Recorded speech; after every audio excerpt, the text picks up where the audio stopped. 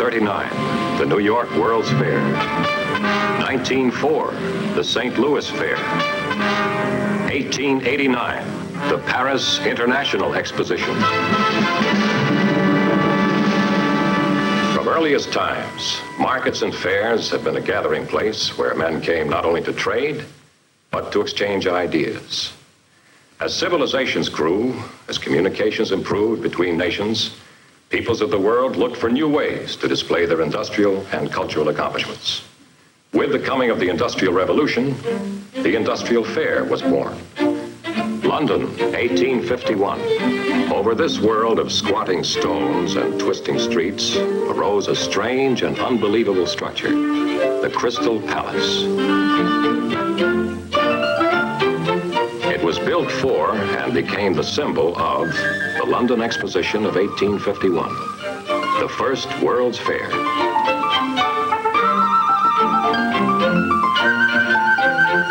With each succeeding fair, people came from greater distances. Fair buildings introduced new materials in daring engineering and architectural concepts. Timekeepers of progress. In 1889, there arose over Paris the theme symbol of the Paris International Exposition, the Eiffel Tower.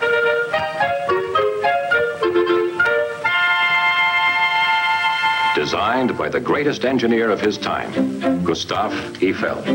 Magician in iron, he was called. The great tower was bold enough to be controversial. A masterpiece of structural engineering, it remained a celebrated landmark, a symbol of world's fairs everywhere.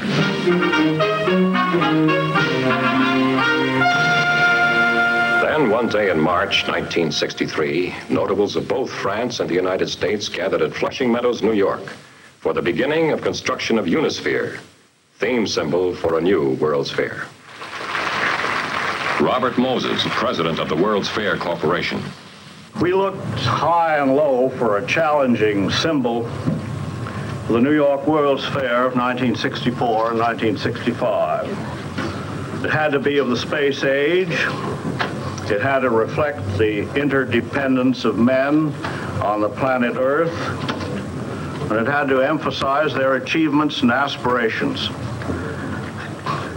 It had to be the cynosure for all visitors, dominating Flushing Meadow and built to remain as a permanent feature of the park, reminding succeeding generations of a pageant of surpassing interest and significance. What stronger, more durable, and more appropriate metal in the record of American constructive accomplishments could be thought of than stainless steel? And what builder more imaginative and competent than the United States Steel Corporation? In most uncooperative March weather, René Legrand-Eiffel, grandson of the creator of the Eiffel Tower, signaled the start of construction of Unisphere. The first member to go into place was one section of the USS Core 10 steel pedestal. Unisphere, the largest representation of our globe ever attempted. Unisphere, the largest stainless steel structure yet built. Stainless steel. Why? Because it is to become a permanent landmark, Unisphere must be virtually maintenance-free, yet remain enduringly beautiful. Stainless steel alone could do the job. Decoratively used for years by architect and designer, it was easy to suggest stainless steel's strength and beauty for a structure so large. Here's what our engineers went to work on. Assignment. For purposes of monumental beauty only, complete a feasible design for a stainless steel structure as high as a 12-story building. If Unisphere were to be harmonious when viewed from any angle, no diagonal bracing could be used between parallels and meridians. Take away such bracing, and conventional structural members normally get heavier and bulkier. But each structural member of Unisphere must appear light and attractive. Perched atop a sculptured base, which must suggest lightness and grace, Unisphere would have to withstand the enormous and changing forces of the wind, as well as its own weight. The continents and islands would act like sails, and wind pressure could exert forces nearly equal to the weight of the entire structure. Because Unisphere is open and its land areas irregular in size and position, the wind blows on either the outside or the inside, the front of a continent or its back. No past experience was available to calculate the wind forces because no one had ever built a Unisphere before, or anything like it.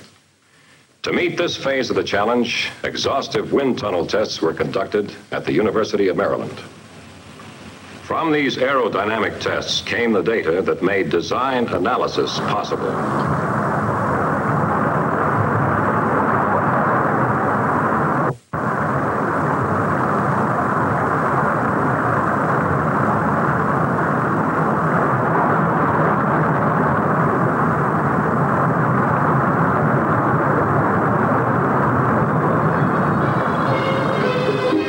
Mathematics of analysis posed its own peculiar challenge. Unisphere had to be completed by April 1964. High-speed computers were used to solve the thousands of problems that would have taken years if attempted manually. In the design of this large bridge, for instance, it was necessary to solve only 35 simultaneous equations.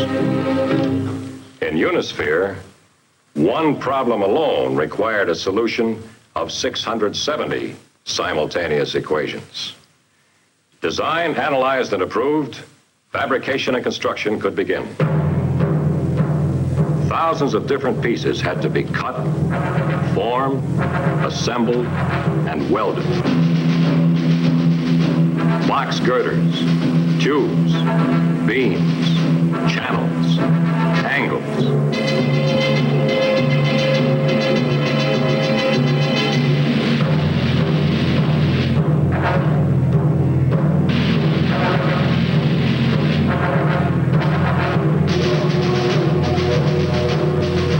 Special automatic and manual welding methods were employed. An upper meridian section is welded.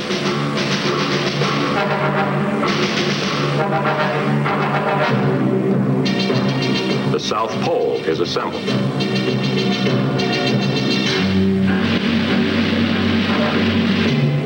Land areas were fabricated and assembled on this turtle-shaped fitting table, which duplicated the exact curvature of Unisphere.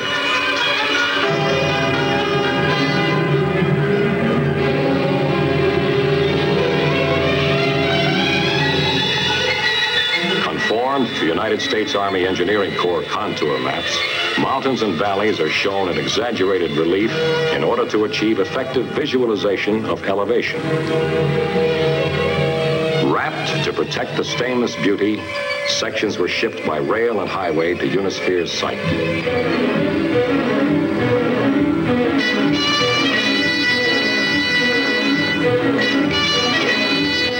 Just ahead of the construction of the pedestal, 30 USS T-1 steel anchor bolts are set and a concrete base poured around them.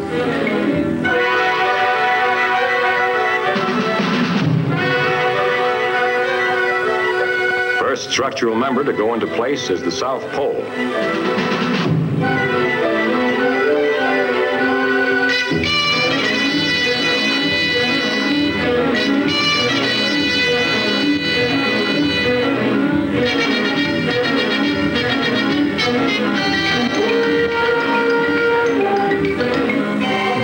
Next, one of Unisphere's largest members, a lower meridian, is carefully fitted into the South Pole and laid across the pedestal.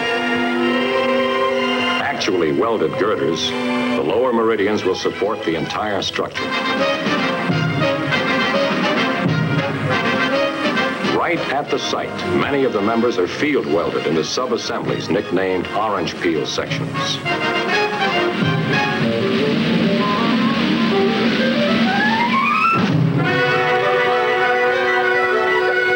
To provide support and access, a temporary mast is placed along Unisphere's polar axis.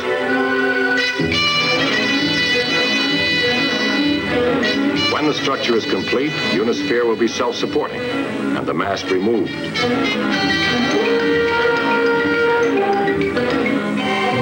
The southern hemisphere, like a giant bowl, is completed in 83 days.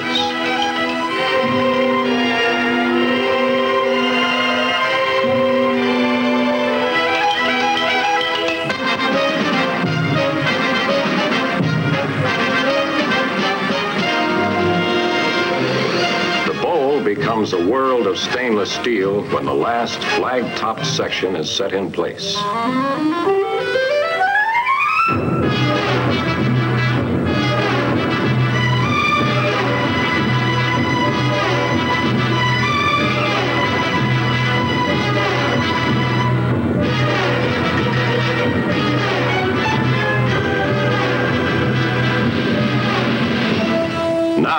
Addition of the land areas can begin.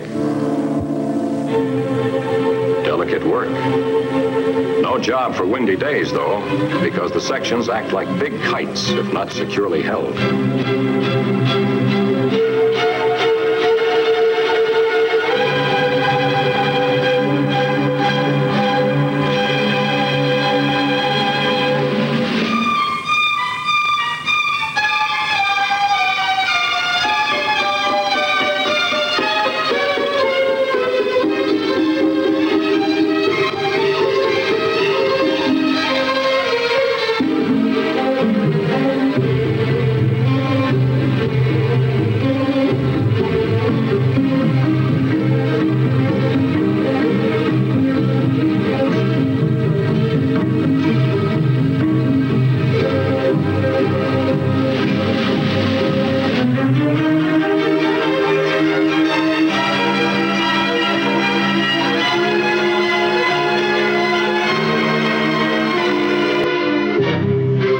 And islands in place, it remains only to raise the 3 orbit rings. Weighing 3 tons each, the orbit rings are field welded into a continuous single piece 450 feet around. Special care is taken to protect the polished surface. To prevent bending, each orbit ring is lifted by 4 cranes, each attached at 3 points. An intricate communication plan and network links all hands.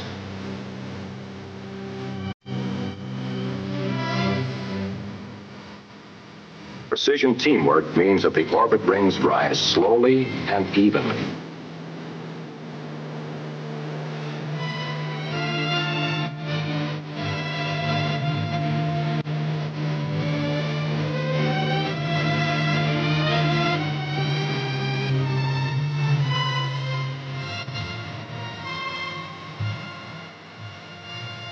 About 50 stainless steel guy wires connect each ring to Unisphere, just as spokes tie a bicycle wheel rim to its axle. Strong and light, they are so difficult to see that the rings seem to float in space. Only 162 days after construction was begun, Unisphere is complete. Its challenge successfully met. Crystal Palace, Eiffel Tower, Trilon and Perisphere. Unisphere now joins these and the other memorable timekeepers of progress. A spectacular piece of open stainless steel sculpture, Unisphere is dedicated to man's aspirations towards peace through mutual understanding and symbolizes his achievements in an expanding universe.